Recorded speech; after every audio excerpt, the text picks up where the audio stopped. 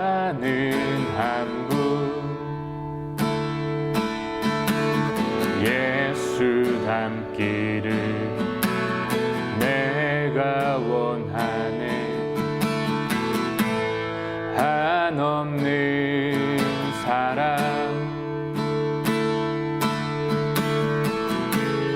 풍성한 긍휼 예수 닮기를 내가 원하네. 온유하시고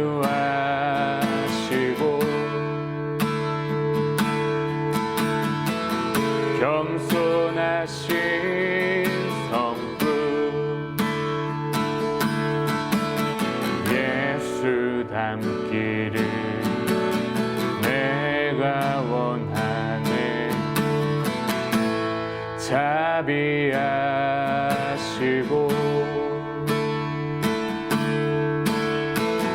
위로자 되신 주 예수 닮기를 내가 원하네.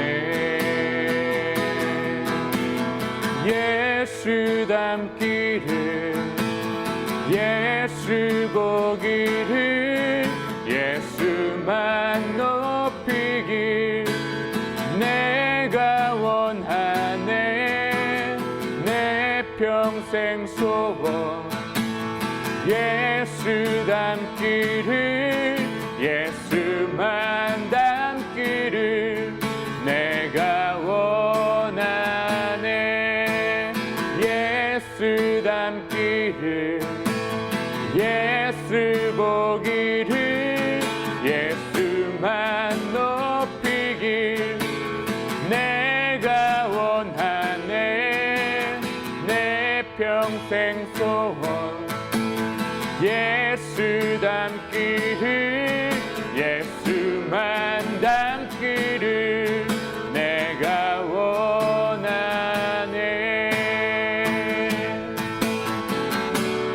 완전하신 예수 새롭게 하시네.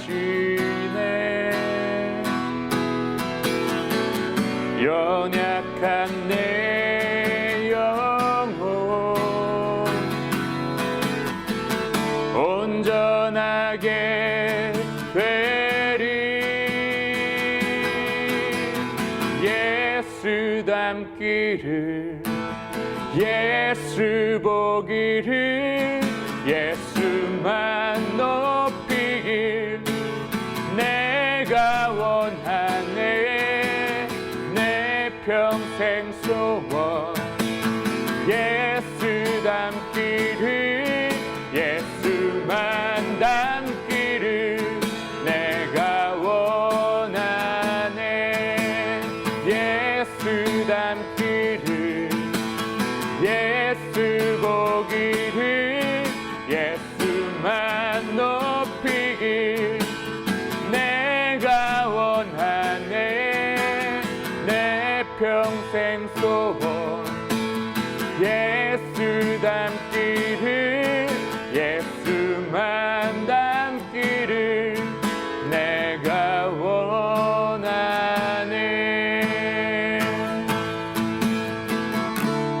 이 시간 함께 같이 기도하실 때에는 하나님, 내가 무엇보다 나의 삶이 예수 그리스도를 닮는 삶 되게 해달라고, 예수 그리스도의 성품을 담는 삶 되게 해달라고 함께 같이 기도하며 나아가시겠습니다.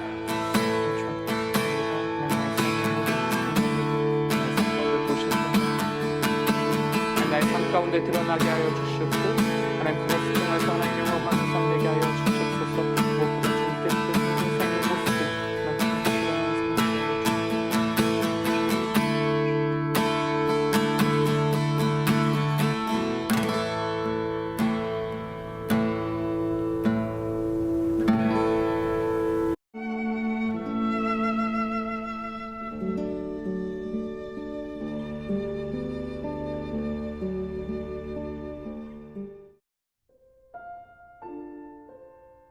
베드로전서 3장.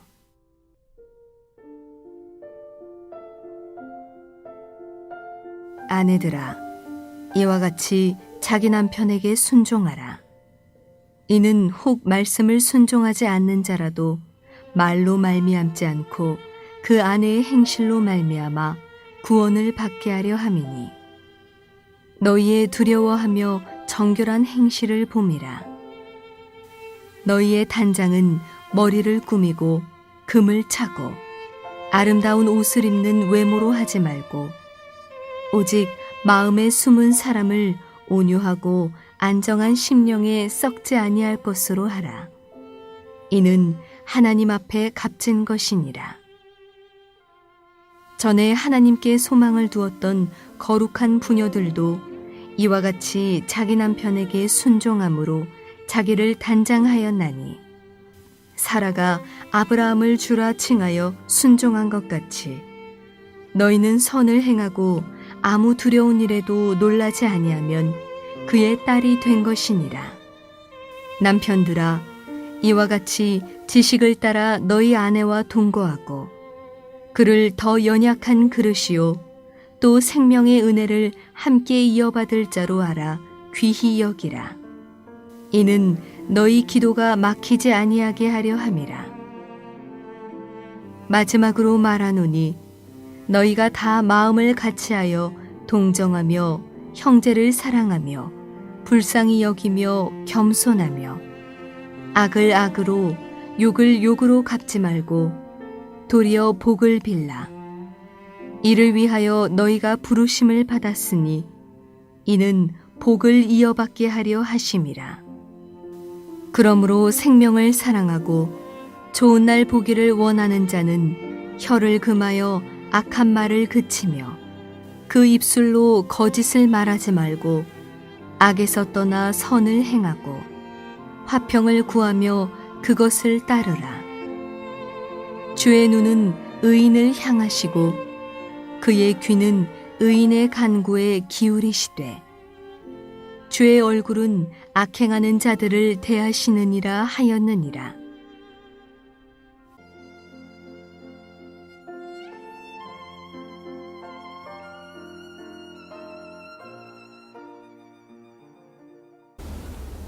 한 주간 평안하셨습니까? 지난주 새롭게 발표된 가이드라인에 내심 교회가 열릴 것이라고 기대를 했지만 아쉽게 안 되었습니다.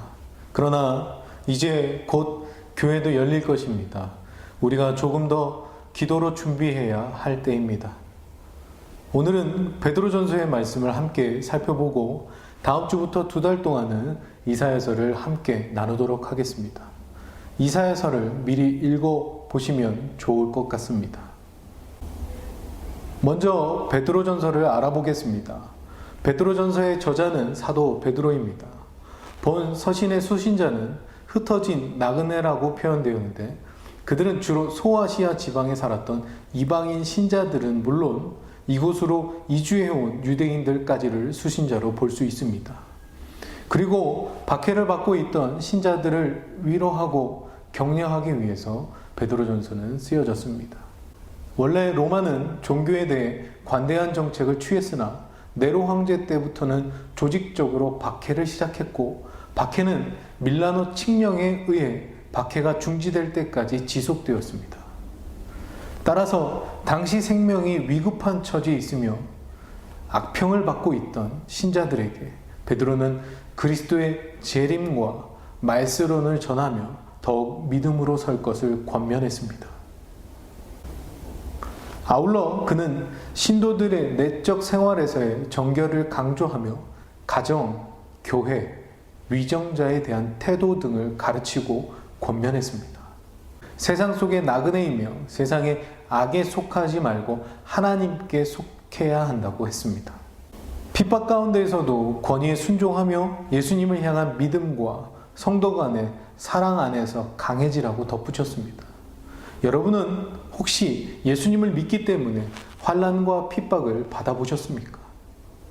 대부분 우리는 예수님을 믿어 핍박을 받지 않았습니다. 그러나 교회답지 못해서 목회자답지 못해서, 성도답지 못해서 비판을 받는 모습이 지금 우리의 모습입니다. 이런 우리의 삶에 오늘도 말씀하시는 하나님의 음성을 함께 본문을 통해 살펴보도록 하겠습니다. 1절, 2절입니다. 아내들아, 이와 같이 자기 남편에게 순종하라. 이는 혹 말씀을 순종하지 않는 자라도 말로 말미암지 않고 그 아내의 행실로 말미암아 구원을 받게 하려 함이니 너희의 두려워하며 정결한 행실을 봄이라. 베드로는 앞서 하나님의 백성으로 살기 위해서는 새로운 생활 방식이 필요하다고 권면합니다. 그리고 실천적인 측면에서 아내와 남편의 삶을 언급합니다. 헬라 철학과 로마 풍습은 둘 다 국가 내 질서의 기초로 가정 내의 질서를 요구했습니다. 아내들은 자기 남편에게 순종하라는 베드로의 이 요구는 당시 사회에서는 너무나 당연한 요구였습니다. 그리고 나아가 예수님을 믿지 않는 남편에게 순종하라는 말씀이기도 합니다. 남편이 아내의 행실로 말미암아 구원을 받으리라는 말씀을 보면 알 수 있습니다. 왜 믿지 않는 남편에게 순종해야 하겠습니까? 남편이 아내의 행실을 보고 하나님을 믿게 되기 때문입니다. 아내가 남편을 경외하며 정결하게 살게 되면 남편은 아내를 보고 하나님을 경외하며 하나님 앞에서 정결하게 사는 자로 변화됩니다. 남편은 아내의 말로 변화되지 않습니다. 아내의 순종하는 행실에 의해서 변화됩니다.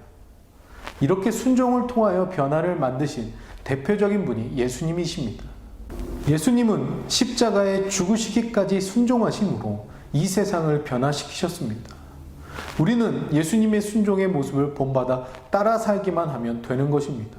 그런데 이 순종이 실패할 때가 너무 많습니다. 유기성 목사님의 글을 인용하면 순종하려고 애를 쓰는 경우 100% 실패한다고 합니다. 우리의 노력과 힘으로는 순종을 할 수가 없습니다. 순종할 수 있는 방법은 예수님과 함께 십자가에 이미 죽었음을 받아들이는 것밖에 없다는 것입니다. 그렇습니다. 내 노력과 힘으로는 완전한 순종을 이룰 수 없습니다. 그래서 우리는 예수님을 따라가야 합니다. 그리고 이 따라감은 1절과 7절에서 반복적으로 나오는 이와 같이라는 표현으로 아내뿐만 아니라 남편에게도 적용됩니다. 우리 모두는 예수님을 따르는 자들입니다. 남편은 아내와의 관계에서 그의 아내가 그에게 하는 것과 똑같은 역할을 하지는 않지만 태도는 근본적으로 동일합니다. 둘 다 그리스도를 위해 다른 사람들을 섬기려 애쓰는 그리스도의 종임을 서로 시인해야 하는 것입니다. 3절, 4절입니다. 너희의 단장은 머리를 꾸미고 금을 차고 아름다운 옷을 입는 외모로 하지 말고 오직 마음에 숨은 사람을 온유하고 안정한 심령에 썩지 아니할 것으로 하라. 이는 하나님 앞에 값진 것이니라. 여자들이 아름다움을 추구하는 것은 본능입니다. 여자는 머리를 꾸미고 금을 차고 아름다운 것으로 단장합니다. 하나님은 외모를 보지 않고 중심을 보십니다. 하지만 사람은 외모를 봅니다. 외모도 지나치지 않게 단장해야 사람들 앞에서 덕을 세울 수 있습니다. 그래서 우리들은 내면의 단장을 외모보다 더 신경 써야 합니다. 우리의 내면에 숨은 사람을 온유하고 안정한 심령에 썩지 아니할 것으로 장식해야 합니다. 베드로는 아내들이 해야 할 단장을 온유하고 안정한 심령의 아름다움으로 제시합니다. 베드로가 말하는 심령은 여기서는 성령을 말하는 것이 아니라 그리스도인의 마음속에 있는 성령의 열매를 말합니다. 온유하고 안정한 심령은 여성적인 것으로 제시되지 않습니다. 예수님은 자신을 마음이 온유하고 겸손하니라고 묘사하셨기 때문입니다. 온유함 혹은 온순함은 성령의 주요 열매 중 하나입니다. 아내의 역할은 독특한 방식으로 그리스도인의 사랑과 겸손을 나타내 보일 수 있는 기회를 줍니다. 로마 사계에서 아내들은 을에 자기 남편의 종교적 관행을 따르는 것으로 여겨졌습니다. 이것은 로마 역사에서 많은 여자들이 바카스 신 숭배나 애굽 여신 이시스 숭배에 매혹되었을 때 문제가 되었습니다. 로마 원로원은 바카스 신을 섬기는 의식들을 금지했습니다. 왜냐하면 여자들이 밤에 산에서 바카스 신을 예차하면서 술을 마시고 떠드는 일에 참여하는 것이 국가에 위협이 된다고 보았기 때문입니다. 이러한 의심들은 후에 그리스도인들에게로 향하게 되었습니다. 로마 제국의 눈으로 보기에는 여기 가정과 국가의 안정을 위협하는 또 하나의 파괴적인 종교가 기독교였던 것입니다. 그렇습니다. 신앙을 통해 가정에 영향을 미치고 나아가 사회까지 영향을 미치는 것입니다. 이처럼 가정은 중요한 역할을 하는 것입니다. 그런데 요즘 코로나 바이러스로 인해서 우리들의 가정 문제가 낱낱이 드러나고 있지 않습니까? 최근 신문 기사를 보면 학교마다 개학이 연기되고 개학 후에도 순차적 등교로 아이들이 집에 머무는 시간이 늘었습니다. 무급 휴가나 여러 가지 사정으로 출근하지 못하는 직장인들이 속출합니다. 평소와 달리 하루 종일 온 가족이 생활하다 보니 가족 구성원들 서로가 지쳐가고 있다는 것입니다. 그래서 가정 불화가 사회적 이슈로 떠올랐습니다. 코로나가 언제 종식될지 모르는 이 시점에서 암담한 현실에 자꾸 지치고 낙심하게 되었다고 합니다. 실제로 가정폭력은 1,600여 건의 신고로 전년 대비 10% 증가했고 아동학대는 200여 건의 신고로 40%가 증가했다고 합니다.